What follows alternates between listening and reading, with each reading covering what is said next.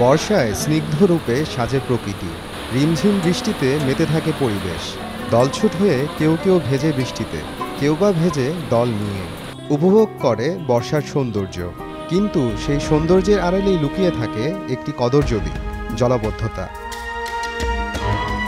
ভারী বৃষ্টিপাতে রাজধানী ঢাকার সড়কে মহাসড়কে দেখা দেয় জলাবদ্ধতা।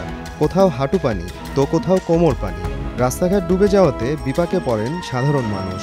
পানি কমতে কোথাও ৩ থেকে ৪ ঘন্টা, আবার কোথাও কোথাও ১ থেকে ২ দিন পর্যন্ত লেগে যায়। ছোটখাটো গর্তে পড়ে যানবাহন নষ্ট বা খোলা ড্রেনে পড়ে মানুষ আহত হওয়ার ঘটনা ঘটছে মাঝে মধ্যেই।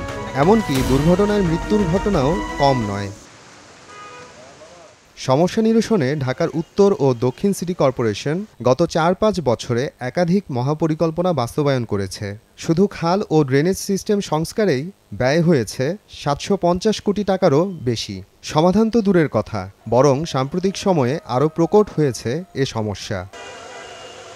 নগরবাসীর সীমাহীন এ দুর্ভোগ ৮০% পর্যন্ত কমানো সম্ভব মাত্র ১৩টি খাল খনন করেই। এ দাবি করেছে বেসরকারি গবেষণা প্রতিষ্ঠান river and delta research centre. Dhaka শহরে জলাবদ্ধতা ও আমাদের দখলকৃত খাল শীর্ষক গবেষণায় রাজধানীর ৯টি জলাবদ্ধতা প্রবণ অঞ্চলকে হটস্পট হিসেবে চিহ্নিত করে এ সমাধান দেওয়া হয়। প্রকাশিত গবেষণা কর্ম থেকে জানা যায়, অতীতে ঢাকায় ৭৭টি খাল ও লেক থাকলেও বেশিরভাগই আংশিক বা সম্পূর্ণভাবে দখল হয়ে গেছে।